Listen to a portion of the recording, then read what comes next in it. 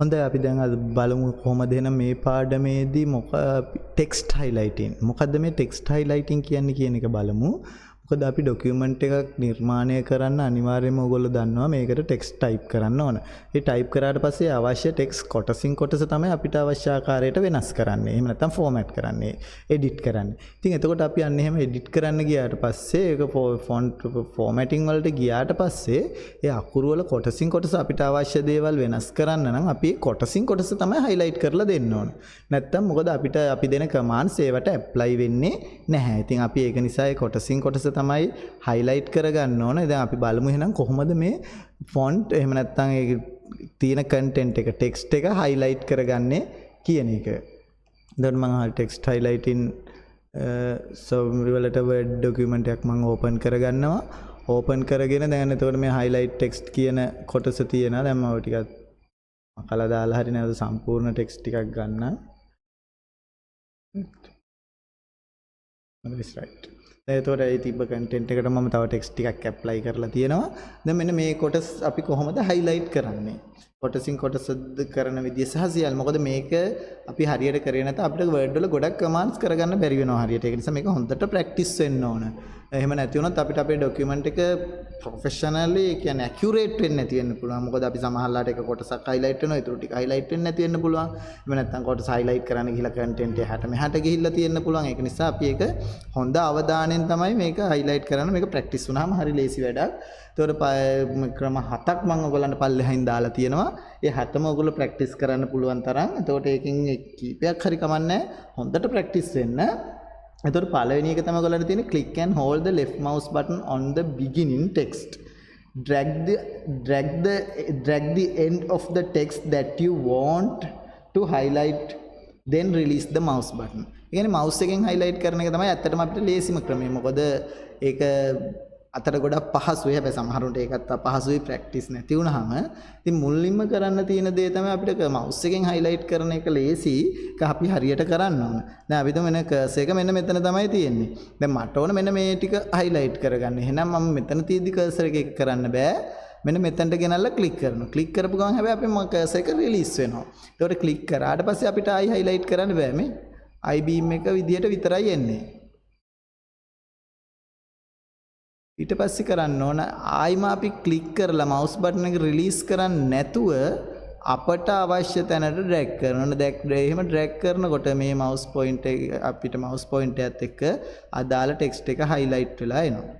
මේක අපිට හොඳට practice වෙන්න ඕනේ. දැන් අපිට ටිකක් මෙහෙම highlight කරගෙන එන අතරේ මෙහෙම highlight වෙලා mouse එක අතහැරිලා අපි ආයි click කරලා ඇද්දොත් එහෙම drag කරොත් එන්නේ අපේ තිබ්බ content ටික මේ shuffle වෙනවා. එහෙට මෙහෙට මාරු වෙනවා. එහෙම වුණොත් මෙන්න මේ undo tool එක භාවිතා කරලා ඔයගොල්ලෝ නැවත ඒක undo කරගන්න.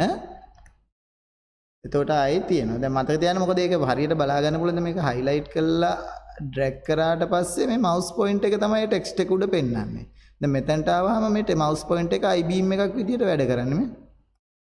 එහෙම නැති වුණොත් ඒ ඒරියා එකෙන් පිටට ගියාට පස්සේ අන්න ඒක තමයි දැන් ඒතකොට ටෙක්ස්ට් එකකට ඉෆෙක්ට් වෙන්නේ මේ I beam එකත් එක්ක යද්දි. highlight කරාට පස්සේ ඒක mouse pointer එක විදියට move වෙනවා. එතකොට mouse pointer එක උඩින් ඒ කියන්නේ mouse pointer එකත් එක්ක ටෙක්ස්ට් එකක් move වෙන්නේ නැහැ. කෙලිම තියෙන තැනින්ම වෙනස් වෙලා යනවා. දැන් mouse මේ ටෙක්ස්ට් එක උඩින් අපිට mouse කියන්නේ I beam එක highlight කරගෙන භාවිතා කරන්න පුළුවන් මෙන්න මේ ආකාරයට. එතකොට ඒක හොඳට මතක තියාගන්න අපි එhmenan ක්ලික් කරලා ඒ කියන්නේ දැන් මෙතන තියෙන mouse cursor එක මෙතනට අරන් යනවා නම් ක්ලික් කරලා mouse button එක hold කරගෙන තමයි අවශ්‍ය තැනට drag කරගෙන යන්නේ. මේක ගොඩක් පහසුයි හරියට කරගන්න පුළුවන්. දැන් මට මෙතන ඉඳගෙන මෙතනට ගන්න ඕන මේ. ඒ විදිහට කරන්න පුළුවන්. දැන් මට මෙතන ඉඳලා මෙතනට එද්දී mouse එක අතහැරිලා ආයි දැන් මම මෙහෙම කරලා කලබලෙ යද්දොත් text එක තියෙන තැන් වෙනස් වෙනවා. එහෙම උනොත් undo කරගන්න. අන්න ඒ විදිහට එතකොට මේ mouse point එක භාවිතා කරගෙන mouse එකෙන් හරි ලේසියෙන් text එක මේ විදිහට highlight කරන් යන්න පුළුවන්. කරන්න තියෙන ආරම්භක ස්ථානයේ තියලා click කරගෙන mouse එක අවශ්‍ය ස්ථානයට drag කරන එක තමයි. එතකොට ඒ අදාළ කොටස mouse එක ගමන් කරන අතරතුර තියෙන සියලුම text ටික highlight වෙනවා අපිට කිසිම ප්‍රශ්නයක් නැතුව. එතකොට ඒක තමයි ගොඩක් භාවිතා කරන ක්‍රමය. ඒ ක්‍රමේදී අපිට එතකොට එතනින් එහාට වෙන ක්‍රමයකට භාවිතා කරනවා නම් ඊළඟ ඔප්ෂන් එක විදිහට තියන්න වෙන්නේ එතන. දැන් අපි ක්ලික් කරන තැනයි end එක අවසන් කරන තැනයි තමයි highlight වෙන්නේ. right? එතකොට දෙවෙනි option එක විදිහට යද්දී අපිට පුළුවන් ඕනනම් දැන් එතන අපිට limitless අවශ්‍ය area එකම ওই විදිහට highlight කරගන්න පුළුවන්.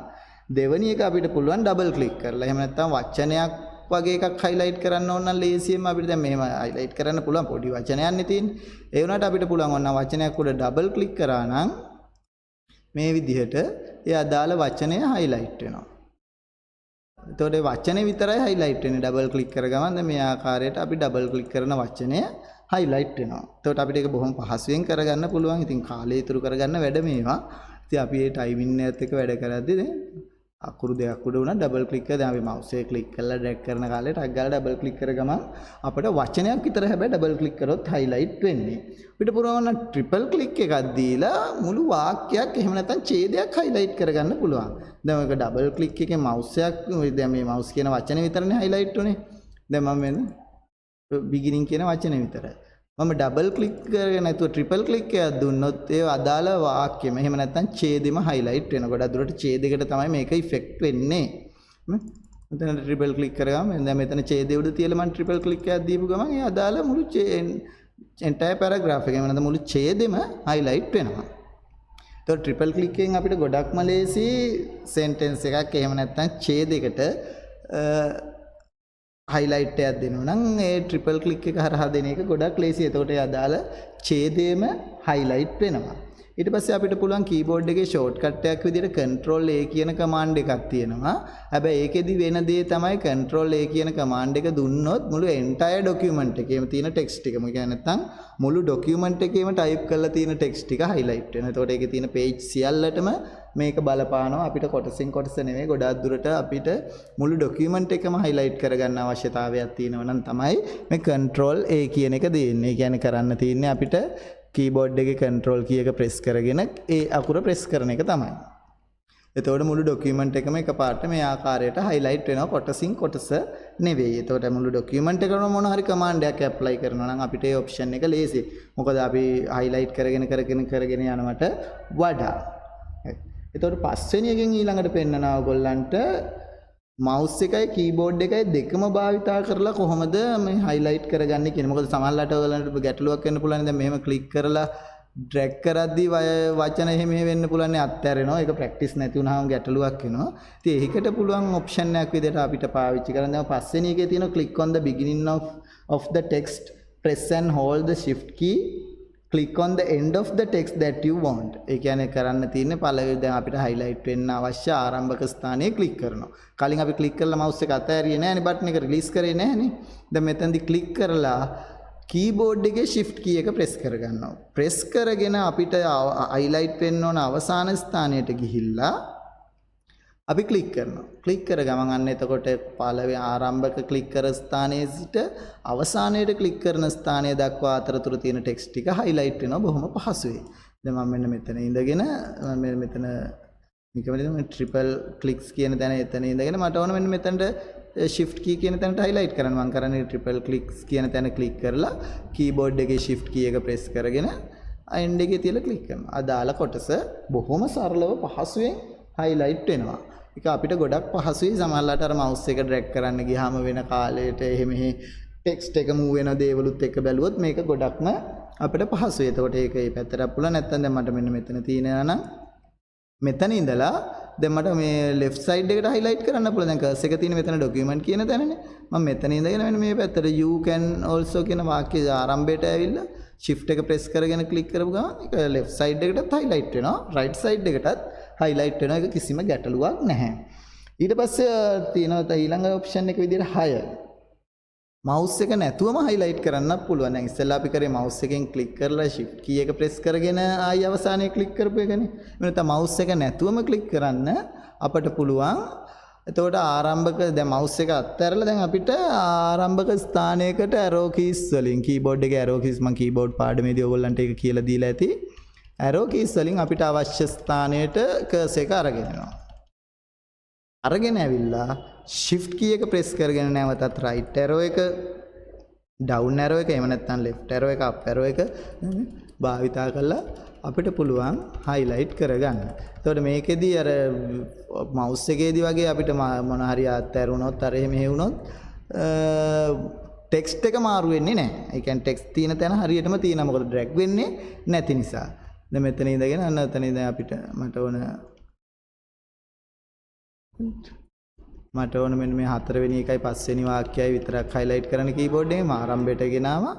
shift key එක press කරගත්තා. down arrow එක press කරපු ගමන් වාක්‍ය දෙකම highlight වෙනවා.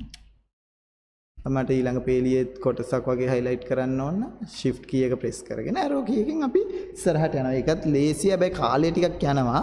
practice වෙන්න හොඳ ක්‍රමයක්. ඊට පස්සේ තියෙනවා 7 වෙනි එක. තව එක ක්‍රමයක් තියෙනවා. ඒකෙදි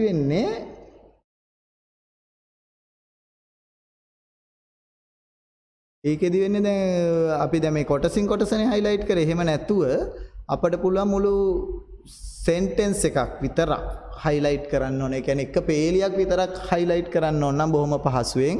දැන් triple click එකක් දුන්නොත් ඡේදයක්ම highlight වෙනවානේ. දැන් මම මෙතන sentence එකක් කිව්වර මේකත් ඡේදයක් විදියට යන නිසා triple click එකේදී මුළු paragraph එකම තමයි highlight වෙන්නේ. දැන් මෙතන ඡේද එහෙම දෙකක් නැති නිසානේ මේ highlight වෙන්නේ. දැන් මේක එන්ටර් කරලා ඊළඟ එකට ගිහිල්ලානේ තියෙන්නේ. එතකොට ඒක මේ තනි සෙන්ටෙන්ස් එකක් විතරයිනේ. දැන් මෙතනදී අපි මේක සෙන්ටෙන්ස් එකක් විදියට දැක්කට ඡේදයට අදාළ කොටසන්නේ. දැන් මම මේක ඩබල් ක්ලික් කරොත් වචනේ highlight වෙනවා.